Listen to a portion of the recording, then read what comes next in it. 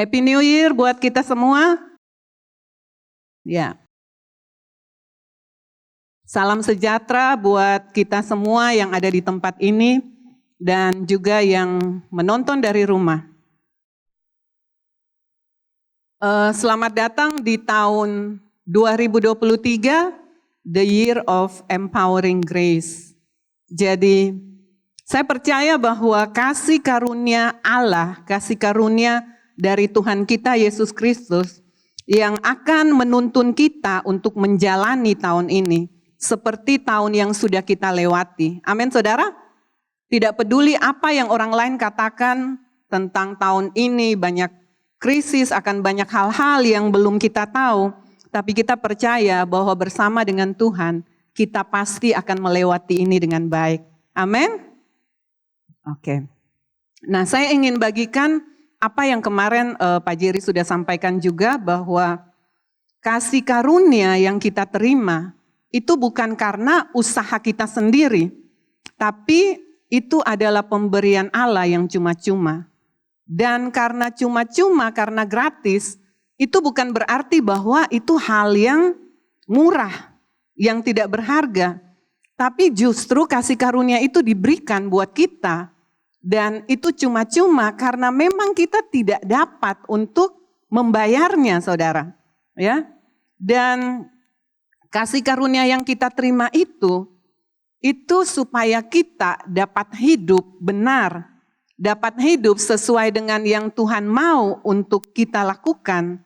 Karena itu, bagi kita yang sudah menerima kasih karunia Allah dalam hidup kita, mari kita hidup dalam kebenaran dengan kasih karunia yang sudah diberikan buat kita sebagai ungkapan syukur kita kepada Sang Pemberi.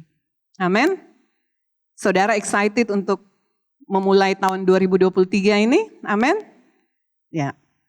Dan saya mau katakan bahwa untuk kita dapat hidup, dapat berjalan dalam kasih karunia dan kebenaran, kita harus senantiasa belajar untuk mengingat segala kebaikan Tuhan yang telah Dia lakukan dalam hidup kita. Amin. Saya ingin bagi satu ayat dengan saudara, dari sini saya akan sharing.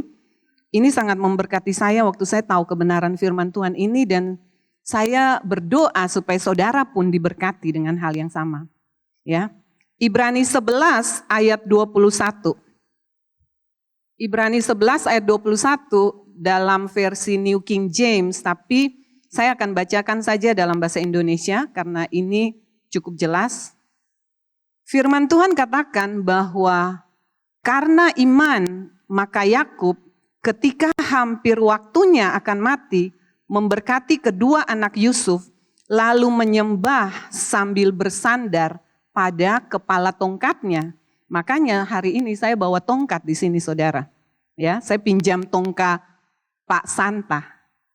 Ya, jadi saudara lihat di sini ada beberapa hal yang menarik. Dikatakan bahwa Yakub waktu hampir mati, yang dia lakukan, dia memberkati cucu-cucunya, lalu dia menyembah sambil dikatakan bersandar pada tongkatnya.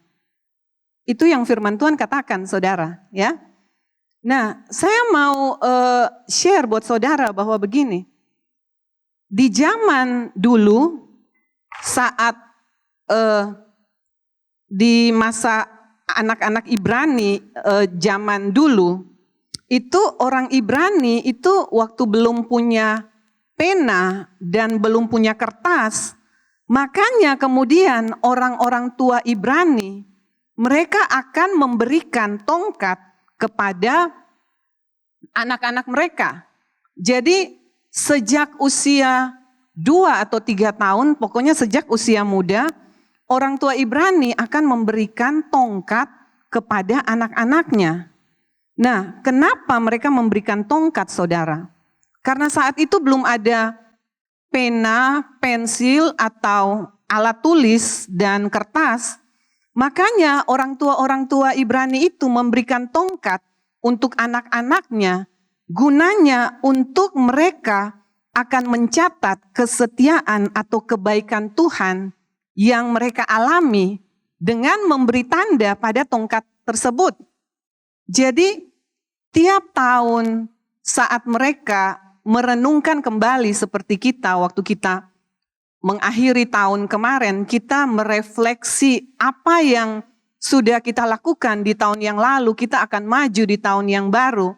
Nah, kita tentunya akan mengingat kebaikan-kebaikan Tuhan yang Dia telah lakukan dalam hidup kita, amin. Jadi, waktu mereka diajarkan sejak kecil, untuk mereka akan menandai tongkat tersebut, untuk mengingat kebaikan Tuhan yang mereka alami. Jadi setiap kebaikan Tuhan yang mereka alami, mereka akan memberi tanda pada tongkat tersebut. Dan kemudian mereka memberi tanda dari bagian bawah. Dan mereka akan membawa tongkat ini kemanapun mereka pergi. Bahkan yang menggembalakan domba, saudara.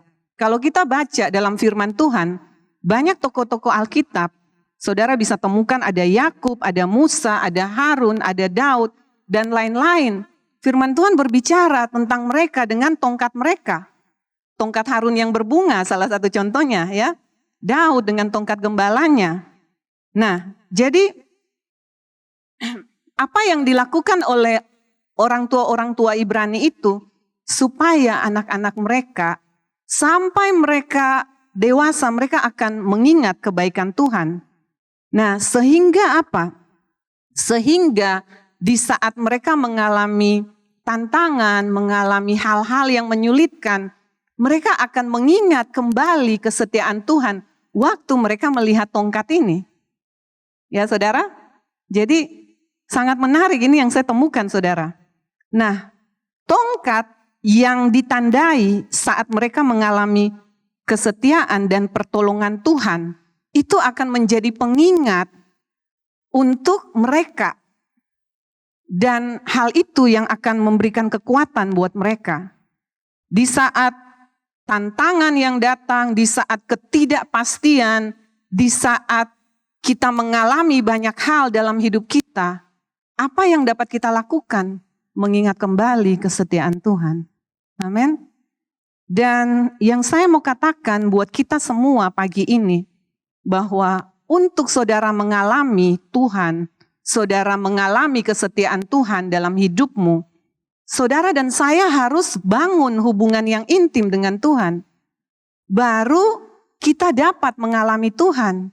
Kalau kita cuman hanya seminggu sekali datang beribadah, kita nggak akan, mungkin Tuhan bisa ngomong, tapi kita nggak akan mengalami yang lebih dalam tentang kesetiaan Tuhan.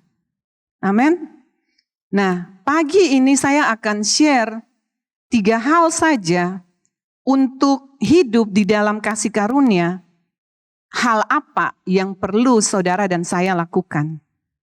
Yang pertama, saudara. Yang pertama, saudara harus memiliki ingatan yang memberikan kekuatan untuk tetap berdiri di masa-masa sulit. Amin. Jadi, seringkali setiap kita, saya katakan semua kita, mungkin masalahnya berbeda-beda, tapi seringkali kita mengalami masa-masa sulit. Dan kita mungkin merasa bahwa bukan orang lain, tapi Tuhan tidak peduli sama kita. Kita merasa ditolak, kita merasa bahwa sendiri tidak ada orang yang memperhatikan kita, bahkan Tuhan sendiri tidak memperhatikan kita. Dan kita merasa bahwa waktu kita berdoa pun doa-doa kita kok Tuhan gak jawab. Nah saudara, bahkan saya mau katakan bahwa orang yang kelihatan rohani sekalipun pasti akan melewati masa-masa ini. Nah sebenarnya di saat masa-masa sulit ini, itu adalah waktu yang paling tepat untuk kita harus kembali mengingat kebaikan-kebaikan Tuhan yang sudah kita alami. Amin, saudara. Jika kita punya hubungan yang baik dengan Tuhan, pasti kita akan bisa untuk mengingat segala kebaikannya. Tapi kalau kita hanya datang seminggu sekali, bagaimana kita bisa ngalami Tuhan, saudara? Itu sebabnya tadi saya katakan kita perlu bangun hubungan yang intim dengan Tuhan. Dan saya mau katakan bahwa ingatan adalah hal yang sangat berharga dalam kehidupan ini. Saya kasih contoh. Mungkin ada orang-orang yang saudara kagumi, orang-orang yang saudara kasihi dalam kehidupan ini, yang saat ini sudah tidak ada bersama-sama dengan kita. Tapi kenangan-kenangan yang indah bersama mereka, itu yang bisa kita lihat kembali, kita throwback kembali, dan itu yang menjadi kesukaan, menjadi kekuatan buat kita. Amin. Jadi itu yang saya mau katakan. Saya kasih contoh dari firman Tuhan. Dari Lukas 15 ayat 11 sampai 32. Kita semua sudah tahu itu tentang kisah anak hilang. Prodigal son ya. Jadi saudara lihat si anak bungsu itu dia meminta semua harta dari bapaknya, harta bagiannya. Dan kemudian dia pergi, dia berpesta pora dengan teman-temannya dan mereka semua suka sama dia karena dia punya banyak harta. Tapi kemudian waktu hartanya habis mereka meninggalkan dia. Nah kita lihat bahwa si bungsu ini dia telah melakukan kesalahan yang besar, dia telah melakukan dosa. Dan dia kemudian kehilangan teman, kehilangan harta. Dan apa yang dia lakukan saudara? Kita lihat bahwa akhirnya dia harus makan makanan babi. Karena dia nggak punya uang untuk membeli makanan. Dan kemudian cerita berlanjut, dia ingat akan rumah bapaknya. Dia ingat akan kasih bapaknya. Dia ingat bahwa dia punya bapak yang punya hati yang penuh kasih. Dan kenangan manis tentang rumahnya, tentang bapaknya, yang kemudian membawa dia kembali, saudara. Amin. Jadi kita bisa lihat bahwa kenangan atau ingatan yang kita punya, itu yang akan membawa kita untuk kembali, untuk dapat melakukan langkah selanjutnya yang akan kita lakukan, ya. Nah, saya mau bilang bahwa contoh berapa banyak dari kita yang kita selalu berkata bahwa saya mau hidup untuk Tuhan, tapi kemudian selalu kembali dan jatuh di dalam dosa, ya. Karena apa? Kenapa seseorang dia tidak bisa keluar dari dosa, dia selalu kembali ke dalam dosa. Ada yang dikatakan memories of pleasure. Jadi di mana tempat terakhir kita merasakan satu kesukaan, kesenangan yang menjadi addicted terhadap kita, kita akan kembali lagi ke situ untuk melakukannya. Nah, kita lihat bahwa si anak hilang tadi, si anak bungsu tadi, karena walaupun dia telah melakukan dosa, tapi kenangannya akan rumah bapaknya, memorisnya dia, ingatannya dia itu yang kemudian membawa dia kembali ke rumah bapaknya. Amin, saudara? Saudara bisa nangkap ya? Jadi ketika kita memiliki ingatan tentang kesetiaan Tuhan yang kita alami dalam hidup kita, saat di dalam kesulitan, itu yang kita dapat berpegang untuk menjadi kuat, walaupun mungkin kita belum melihat jalannya. Amin. Ya, jadi itu yang saya mau kita belajar pagi ini. Ingatan saudara, kenangan saudara tentang Tuhan, apa yang saudara alami, itu yang akan membuat saudara untuk punya kemampuan untuk hidup dengan kasih karunia yang Tuhan berikan. Ya. Kita lihat lagi firman Tuhan dalam Kejadian 4 ayat 2. Kejadian 4 ayat 2. Dikatakan bahwa Tuhan berfirman kepadanya, ini tentang Musa ya saudara. Apakah yang di tanganmu itu? Jawab Musa, tongkat. Ya, tentang tongkat. Nah, saya mau katakan bahwa Tuhan sedang mengingatkan Musa akan kesetiaannya ketika dia bertanya, apa yang ada di tangan Musa? Amin. Jadi Tuhan sedang membawa Musa kembali melihat di mana waktu saat Musa mencoba lari dari Tuhan. Karena Musa belum mengalami pengalaman dengan Tuhan. Musa waktu dipanggil Tuhan, dia masih berkata bahwa aku tidak fasih lidah. Minta tolong harus ada Harun yang menyertai aku. Padahal Tuhan bilang, Musa kamu yang aku pilih. Ya, tapi Musa saat itu masih melihat kemampuan dirinya sendiri. Dia belum melihat kebaikan Tuhan. Tapi kemudian waktu dia mengalami Tuhan, baru dia dapat mengingat akan kebaikan Tuhan. Nah, tongkat merepresentasikan kebaikan dan kebesaran Tuhan. Jadi saya mau katakan Tuhan berkata bahwa ketika engkau menyerahkan hidupmu kepadaku sepenuhnya, lebih banyak lagi yang dapat aku lakukan dengan hidupmu dibandingkan kalau kamu pegang dengan tanganmu sendiri. Amin, saudara. Jadi saya mau katakan bahwa waktu kita mau untuk menyerahkan hidup kita kepada Tuhan, Tuhan akan dapat berkarya lebih lagi dalam hidup kita. Nah, tongkat yang Musa pegang itu menjadi pengingat akan kesetiaan Tuhan setiap kali Musa mengangkat tongkatnya. Amin, saudara. Dan itu mengingatkan bahwa Tuhan itu setia dalam hidupnya, bahkan dari saat Musa masih kecil, ya. Makanya kita bisa melihat kalau kita baca Kejadian 4 dan seterusnya tentang kemudian Musa harus membawa orang Israel keluar dari Mesir. Kita dapat melihat bahwa setelah itu terjadi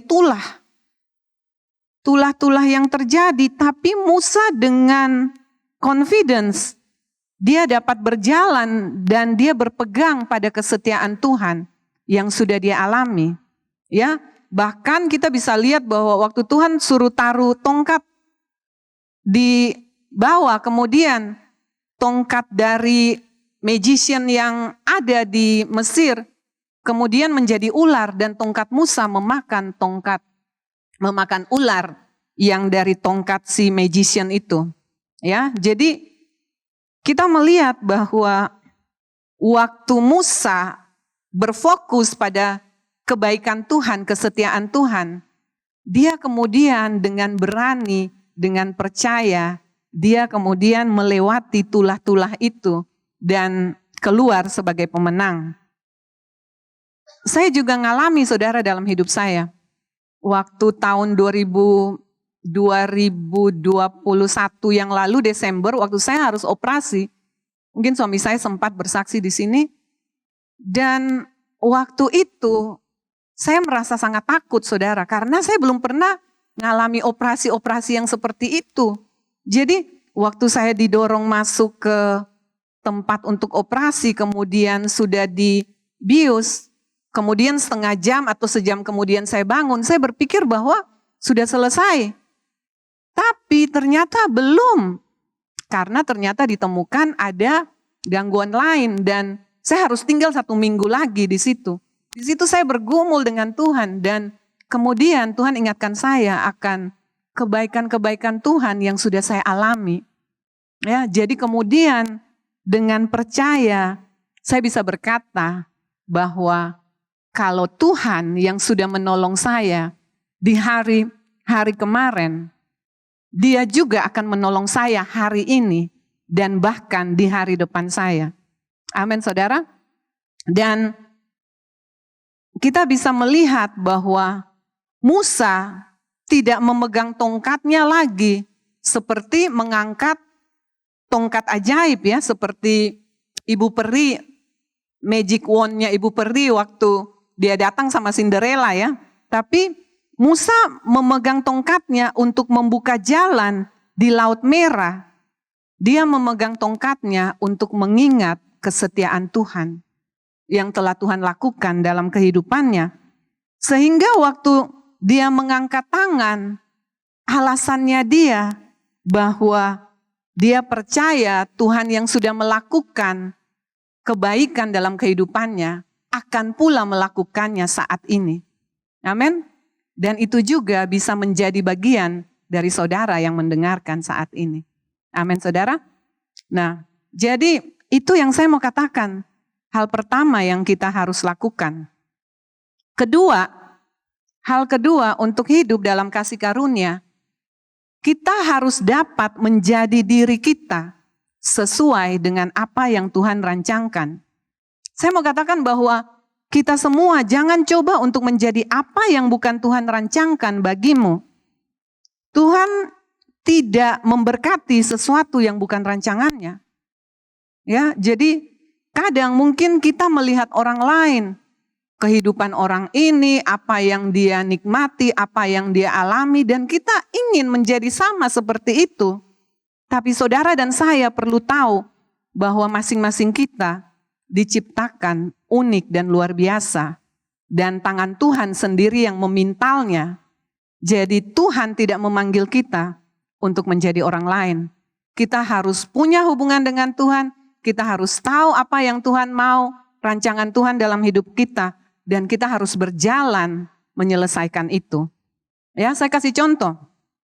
Contoh Daud. 1 Samuel 17 ayat 38 sampai 40. Firman Tuhan katakan bahwa lalu Saul mengenakan baju perangnya kepada Daud. Ditaruhnya ketopong tembaga di kepalanya dan dikenakannya baju sirah kepadanya. Lalu Daud mengikatkan pedangnya di luar baju perangnya. Kemudian ia berikhtiar berjalan sebab belum pernah dicobanya. Maka berkatalah Daud kepada Saul, aku tidak dapat berjalan dengan memakai ini. Sebab belum pernah aku mencobanya, kemudian ia meninggalkannya. Lalu Daud mengambil tongkatnya di tangannya, dipilihnya dari dasar sungai 5 batu yang licin, dan ditaruhnya dalam kantung gembala yang dibawanya, yakni tempat batu-batu sedang umbannya dipegang di tangannya. Demikianlah ia mendekati orang Filistin itu. Jadi ini cerita waktu Daud mau maju melawan Goliat. Goliat yang sangat besar dan Daud yang masih kemerah-merahan dan kecil saudara. Tapi waktu Saul menyuruh untuk memakaikan bajunya ke Daud, itu tidak cocok buat Daud dan dia menolaknya, ya. Dan kemudian dia menjadi dirinya sendiri dengan percaya dia menghadapi Goliat dan Goliat dikalahkan. Amin saudara. Saudara tahu kenapa Daud dengan begitu yakinnya dia maju dengan hanya katapel dan batu. Karena dia sudah mengalami waktu dia menggembalakan domba, ada singa, segala macam binatang buas yang datang untuk menerkam domba-dombanya yang hanya 1-2 ekor itu. Dan kemudian Tuhan meluputkan dia. Amin saudara. Jadi ingatan Daud akan kebaikan Tuhan yang membuat dia untuk dengan yakin dan percaya dia berjalan menjadi dirinya sendiri, tidak menjadi orang lain. Bahkan dalam Mazmur 23, itu Mazmur favorit saya ya saudara, dikatakan Daud katakan bahwa Mazmur 23 ayat 1 sampai 6. Tuhan adalah gembalaku, takkan kekurangan aku. Ia membaringkan aku di padang yang berumput hijau, ia membimbing aku ke air yang tenang. Ia menyegarkan jiwaku, ia menuntun aku di jalan yang benar, oleh karena namanya. Sekalipun aku berjalan dalam lembah kekelaman, aku tidak takut bahaya, sebab engkau besertaku, gadamu dan tongkatmu, itulah yang menghibur aku. Ya, dan seterusnya. Nah, yang saya mau katakan, saudara lihat di ayat 4 Daud katakan bahwa sekalipun aku berjalan dalam lembah kekelaman, aku tidak takut bahaya. Sebab apa? Sebab gadamu dan tongkatmu, itulah yang menghibur aku. Saya renungkan bagaimana tongkat itu bisa menghibur Daud.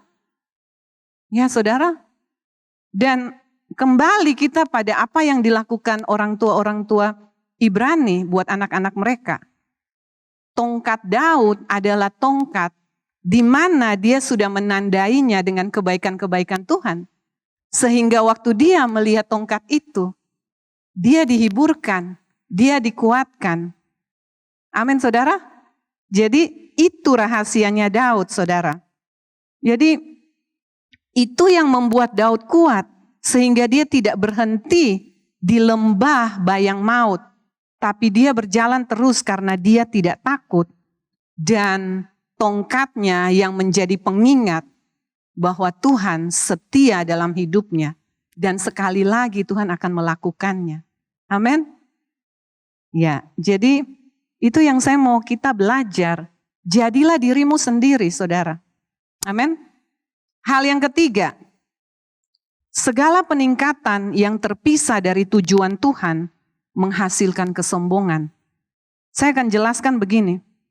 Setiap berkat yang kita terima dari Tuhan, setiap kemajuan atau peningkatan yang kita terima, yang tidak menjadi penyembahan kita kepada Tuhan, akan berubah menjadi kesombongan. Ya, saya lanjut.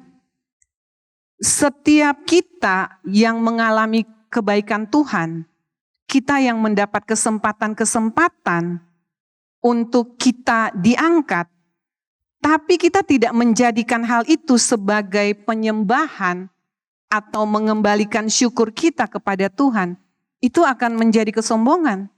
Karena kita akan berpusat kembali bergantung pada kemampuan kita. Amin, saudara. Saya mau bilang bahwa penyembahan adalah hal yang Tuhan tidak dapat lakukan untuk dirinya sendiri. Karena untuk menyembah, kita harus menyembah pribadi yang lebih besar dari kita. Benar? Tuhan yang terbesar. Gak ada yang lain yang lebih besar dari Tuhan. Jadi dia tidak dapat menyembah dirinya sendiri. Itu sebabnya Tuhan ciptakan saya dan saudara untuk dapat menyembah dia. Dan kita belajar, kita lihat kembali ke Ibrani 11 ayat 21 tadi. Dikatakan bahwa karena iman Yakub ketika hampir waktunya akan mati, memberkati dua anak Yusuf, lalu menyembah. Dikatakan firman Tuhan dalam bahasa Inggris dikatakan worship, atau ada yang katakan bow in worship. Jadi Yakub menyembah sambil bersandar pada kepala tongkatnya. Nah, saya mau bilang bahwa Yakub saat itu kalau kita baca ceritanya, Yakub sudah tidak dapat melihat saudara, tapi dia dapat menyembah dengan bersandar pada tongkatnya. Mata Yakub tidak dapat melihat, tapi dia waktu dia bersandar pada tongkatnya, dia dapat merasakan tanda yang ada pada tongkatnya, sehingga walau mata jasmaninya nggak kelihatan, tapi dia dapat mengingat kembali kebaikan-kebaikan Tuhan, kesetiaan Tuhan yang pernah dia alami. Tanpa dia tahu apa yang akan dihadapi ke depan. Dia akan mati, apa yang akan terjadi. Tapi dia berpegang pada kebaikan Tuhan yang pernah dia alami. Amin. Jadi penyembahan adalah tentang hatimu dan tentang bagaimana saudara menjalani hidup yang Tuhan berikan. Ada satu quotes katakan bahwa each day is a gift from God, but what you do with it is your gift to God. Jadi setiap hari itu Tuhan berikan buat kita. Ya, Tuhan kasih nafas kehidupan untuk kita hidup hari demi hari. Dan apa yang kita lakukan dengan hidup yang Tuhan berikan buat kita, itu adalah penyembahan kita, hadiah kita buat Tuhan. Amin. Nah, penyembahan bukan tentang lagu yang bagus atau suara yang merdu, tapi tentang hatimu dan tentang apa yang saudara lakukan dengan hidup saudara. Saya mau katakan kalau kita baca cerita Yakub, kita menemukan bahwa Yakub adalah seorang penipu, pada awalnya adalah seorang penipu, tapi pada akhirnya dia menjadi seorang penyembah. Ya. Jadi Saya mau tutup dengan satu ayat firman Tuhan, Mazmur 103 ayat 2. Ini judul khotbah saya. Pujilah Tuhan hai jiwaku dan janganlah lupakan segala kebaikannya. Dengan tidak melupakan segala kebaikan Tuhan dan mengingat kesetiaannya, kita akan mampu untuk hidup dalam kasih karunia. Pagi ini saya mau katakan bahwa ada kesempatan buat kita semua untuk memberikan hidup kita sebagai penyembahan kepada Tuhan. Mari saudara-saudara bisa berbicara dengan Tuhan dari hati saudara sendiri, dan saudara yang membuat keputusan, saudara yang membuat deal dengan Tuhan, apa yang saudara mau lakukan dengan hidup saudara, dengan mengingat kebaikan Tuhan yang saudara sudah alami. Ya, jadi saya mau dorong kita semua, mari kita datang pada Tuhan, mari kita bangun hubungan kita dengan Tuhan, dan kita mengalami kasih setianya untuk menjadi pengingat di setiap jalan-jalan kita. Dan kasih karunia tersedia bagi kita semua. Amin. Saya harap ini bisa memberkati saudara. Tuhan Yesus berkati.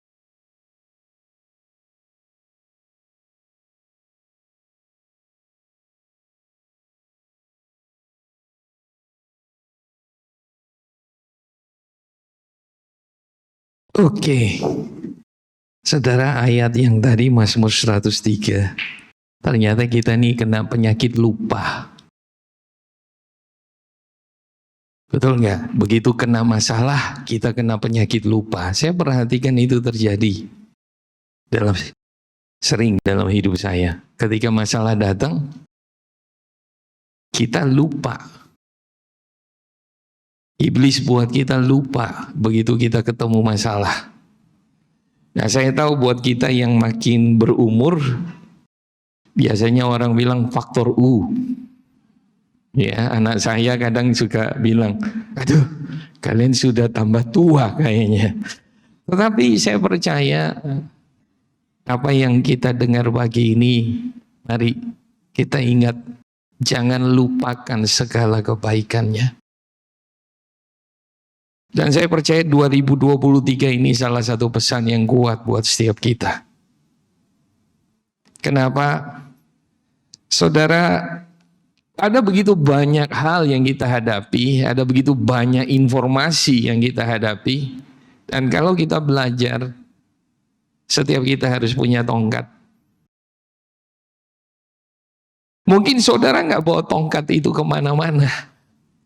Dan nggak mungkin kita jalan kemana-mana bawa tongkat. Gara-gara kita pengen ngikutin orang Israel ya. Itu semua punya tongkat, dikasih. Ya, terus kita tulis ini semua. Tapi satu hal, kita semua dikasih satu tongkat dari Tuhan. Kita lihat 1 Korintus. Saya ingin kita kembali, ini ayat di perjamuan, dan dengan indahnya, maafkan saya.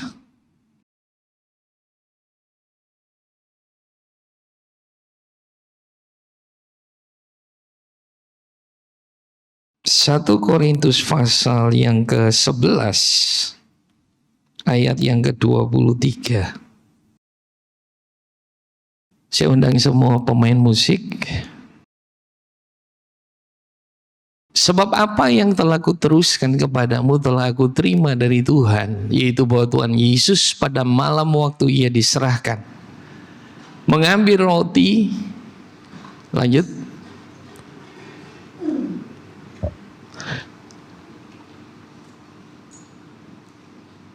dan sesudah itu ia mengucap syukur atasnya, ia memecah-mecahkannya dan berkata, inilah tubuhku yang diserahkan bagi kamu. Perbuatlah ini menjadi peringatan akan aku.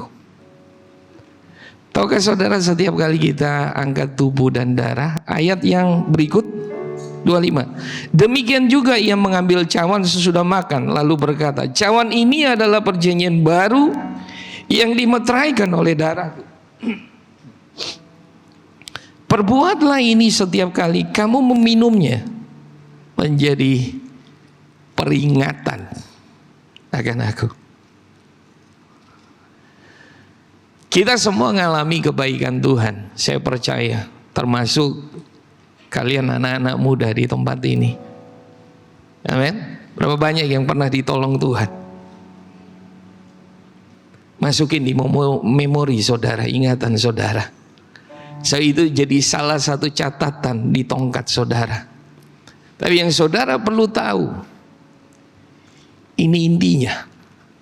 Setiap kali kamu mengangkatnya, dia sedang bilang, ingat akan aku. Akan apa yang aku lakukan di atas kayu salib buat kamu.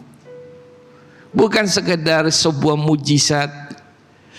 Saudara lagi punya masalah keuangan, masalahnya selesai. Saudara lagi punya masalah dengan pekerjaan, ada pertolongan Tuhan, masalahmu selesai. Saudara punya masalah dengan kesehatan, saudara terima mujizat kesembuhan.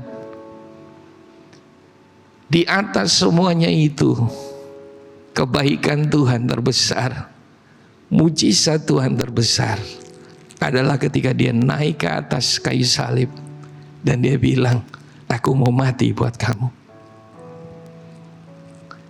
Setiap kali kita ambil ini,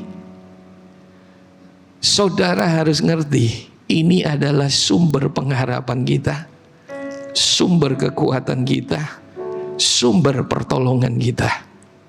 Benar, hari ini saudara mungkin sementara bergumul untuk sesuatu, tapi apa yang kita dengar tadi indah.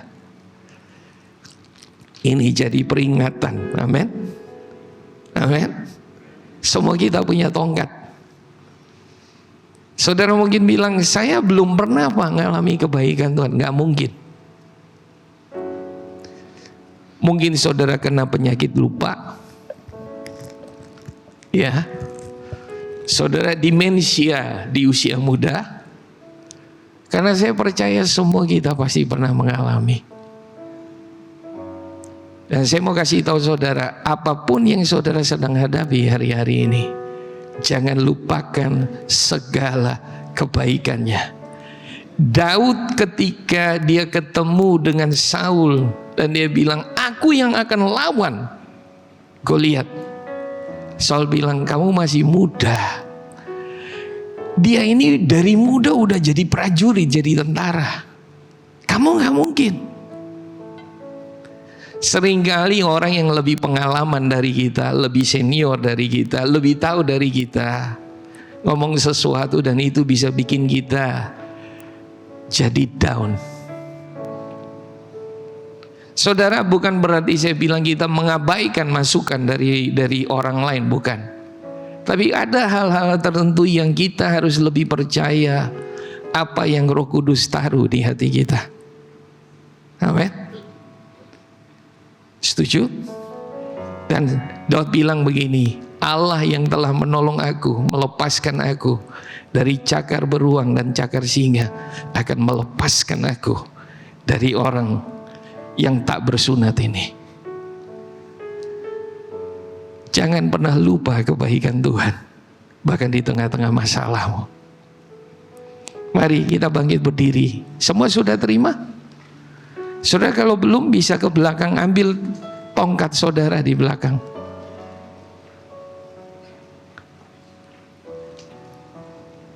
Sudah semua?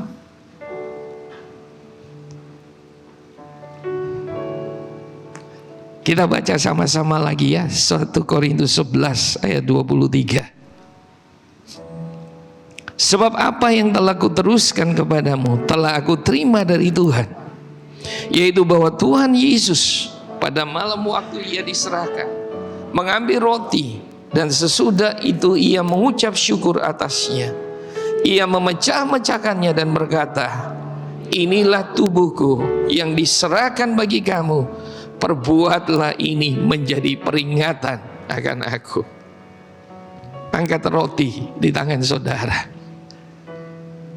Dia bilang, setiap kali kamu memakan tubuhku, angka ini akan menjadi peringatan akan aku. Apa yang saudara ingat tentang Tuhan menentukan kekuatanmu, menentukan pengharapanmu di tengah-tengah situasi yang sulit sekalipun. Percaya saudara bahwa roti di tangan kita adalah merupakan persekutuan kita dengan tubuh Kristus. Mari kita makan dengan iman dalam nama Yesus.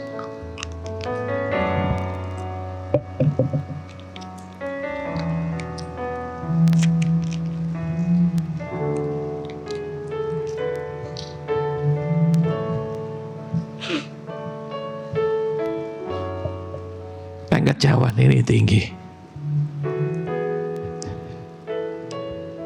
Sebab kita mengalahkan dia, yaitu pendakwa kita, musuh kita, yang terus berusaha mengelilingi kita, menantikan saat untuk menjatuhkan kita.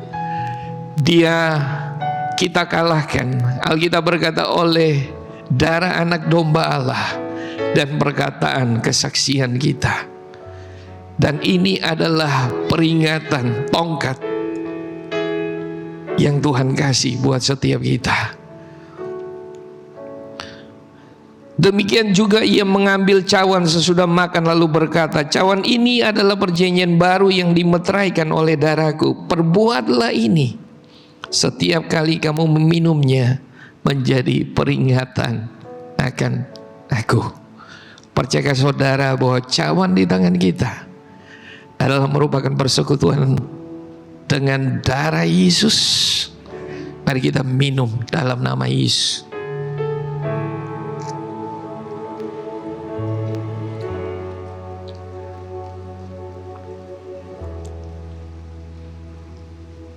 Mari kita hampiri dia. Kita bersyukur untuk kebaikannya, untuk kasihnya, untuk cintanya. Terima kasih Tuhan. Terima kasih. Terima kasih. Naikkan syukurmu. Naikkan nyanyian baru. Nyanyian cinta. Terima kasih Yesus, buat cintamu, buat kasihmu, buat kebaikanmu.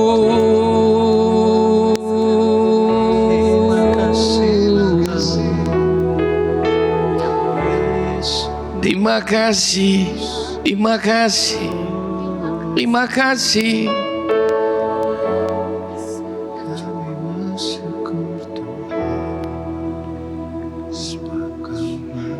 Terima kasih. Terima kasih Tuhan. Terima kasih. Lihat salib. Dan itu saudara tahu itu tongkat peringatan saudara.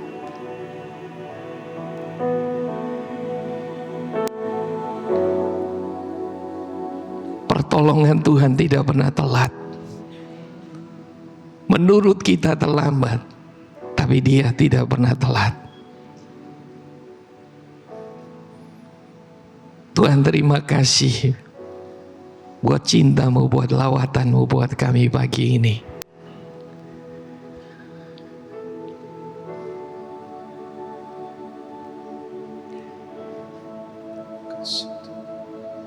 Jesus, Jesus.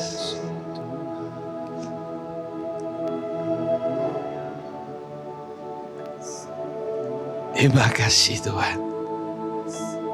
Terima kasih. Naikkan syukurmu, naikkan cintamu. Jangan ada yang tertunduk kalah.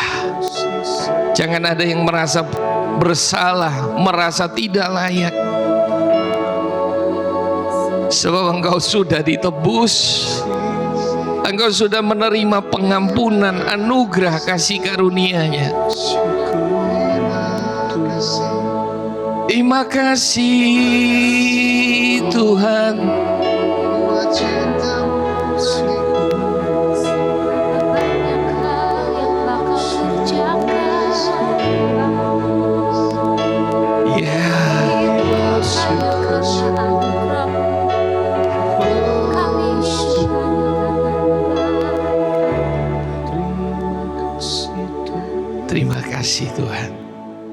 God is so good.